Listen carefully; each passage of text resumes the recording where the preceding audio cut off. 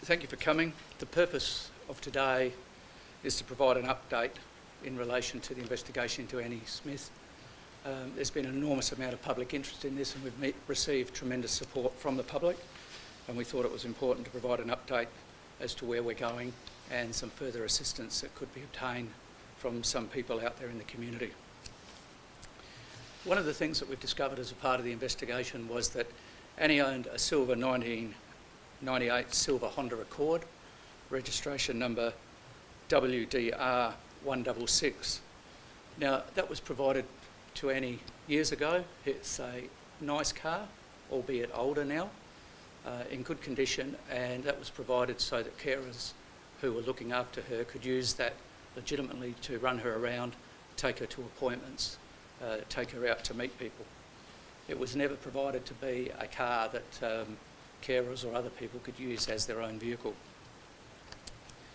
Sadly, we found from looking into things that somebody appears to have been using the car for their own use, and in fact had incurred 4 traffic expiation notices and fines on the 29th of August 2015, 2 on the same day for speeding, on the 20th of January 2017, a red light camera fine at Nord, and on the 11th of February 2018, another red light camera fine at Enfield.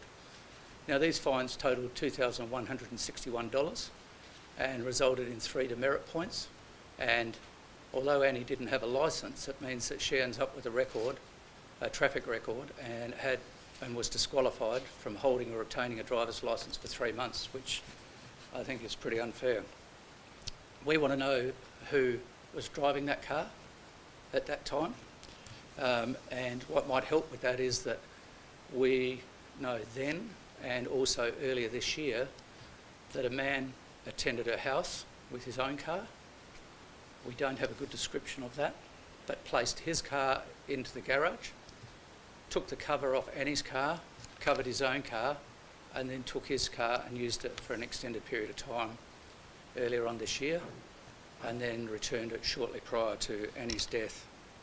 So anybody who saw the person who took Annie's car or the type and make of car that he left, that would be very helpful.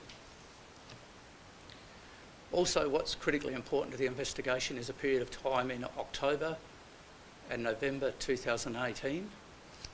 I can't go into why with you, but I can tell you it's extremely important that there was a man, middle-aged man and a woman, who attended the home regularly in that period, and significantly that's a period when we know that the carer wasn't attending.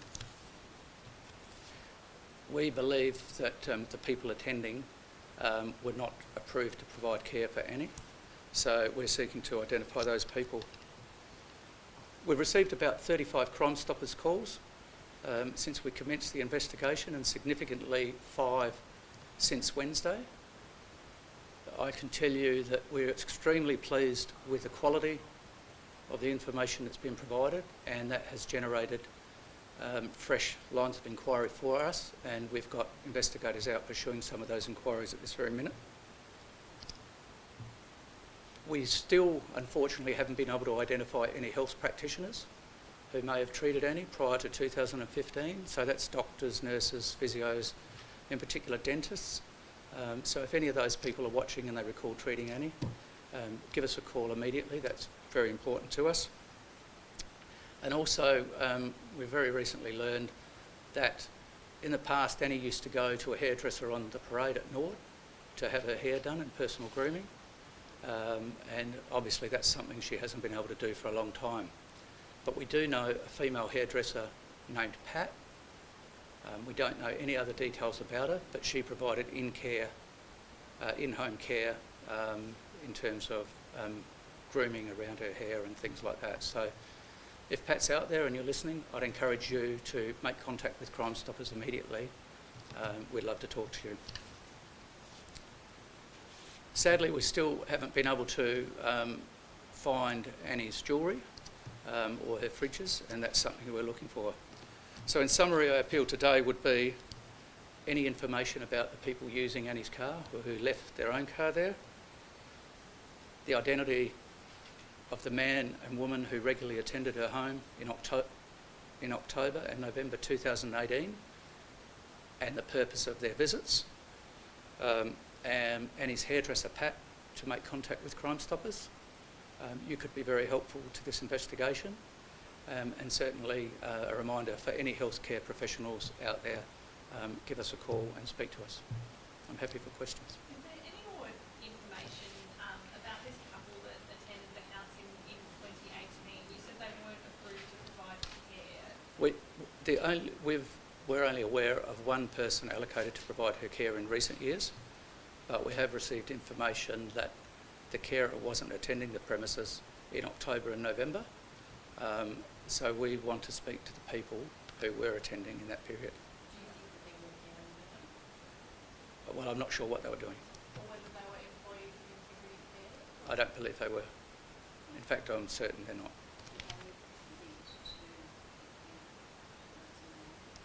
They may be. Do you know the identity of these, the couple that you just mentioned? Not for certain, no. So we'd like to know anybody who saw the people attending.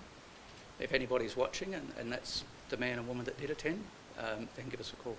I guess, what is your message then to that man and woman who clearly have some good questions to answer? Well, if they were attending there, it would be terrific to have the opportunity to speak to them and then tell us why they're going there, what they're doing, how they know Annie. That would give a complete picture, and certainly, were they providing care to her? Do you believe the person that was driving the car whilst these expiation notices were being wrapped up until 2015 to 2018 was a government employee? Well, we don't know who it is for certain. We don't know who it was. The expiation notices were issued in Annie's name because she's the registered owner.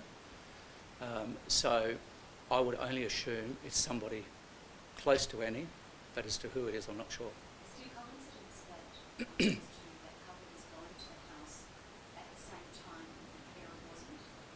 Might not be. As in they might have been filling in for her on an informal basis? Well, we don't know for certain, so I won't speculate on that, but I mean, people can form their own opinions on it.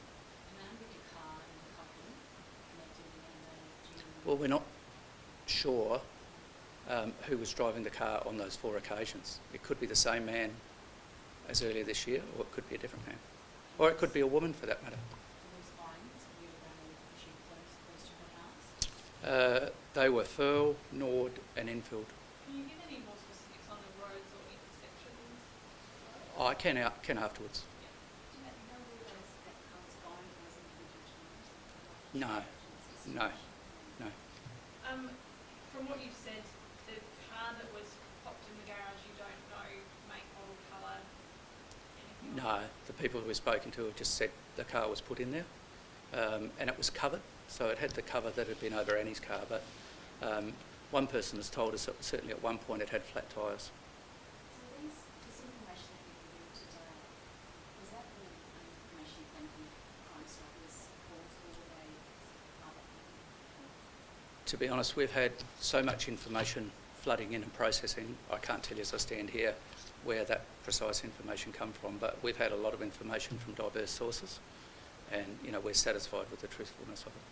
And so the car that was used, can you take us through what we'll see on the footage? Yeah, well, generally the expiation notices take a series of photographs, so you've been provided with a selection of those of the vehicle travelling through either speed camera locations or red light traffic cameras. Can you, I guess, run us through again this car and its use in Anne-Marie's life? Who was allowed to use it?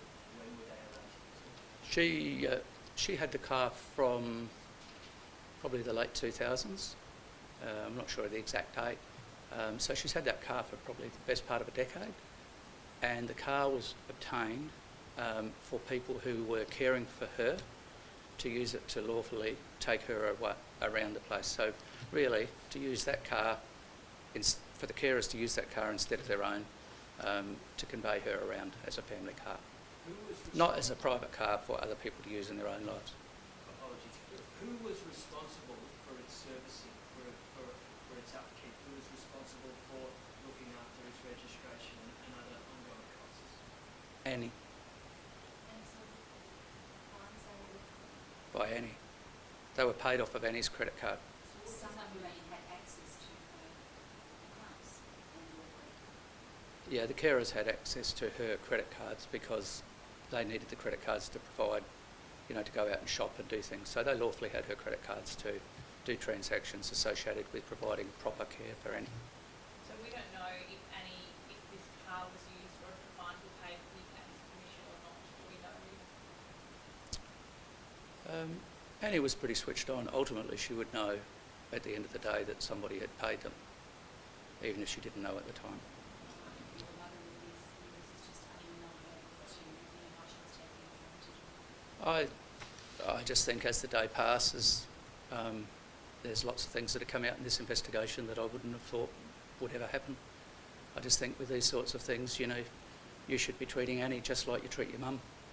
And I just find it inconceivable that she could receive the treatment that she did, or that she could be exploited in any way, shape or form. Does this investigation get more troubling each day and more as more information comes to light? Yeah, there's sort of aspects of this case. I guess if you look at it, one, you wouldn't expect any person in 2020 to be neglected in such a way. And secondly, you wouldn't expect somebody that required on the others for care in her life to be exploited by anybody. Is anything, were you surprised by, in your experienced police officer, are you surprised by anything about this investigation, about the way people treat others? Well, when I joined the police a long time ago, nobody took advantage of vulnerable people. Vulnerable people didn't get robbed. They weren't the victims of theft. Somebody's got a serious problem with their moral compass.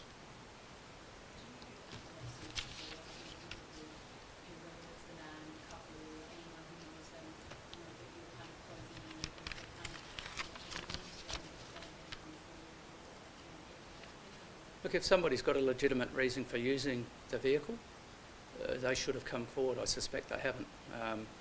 But I do think there's a lot of good people out there, and we've had a lot of calls and an enormous amount of cooperation from the good people out there, and the information that's been provided has been extremely valuable.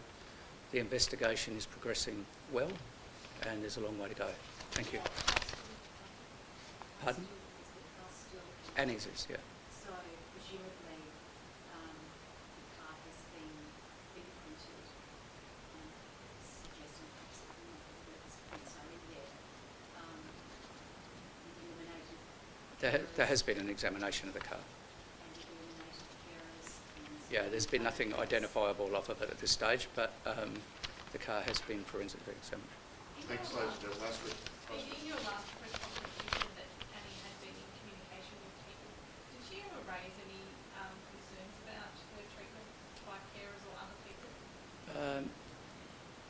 Certainly probably at different times over the years, but certainly in the days leading up to her death, people that she communicated with, she didn't express concern. Thank you. Thanks, ladies and gentlemen.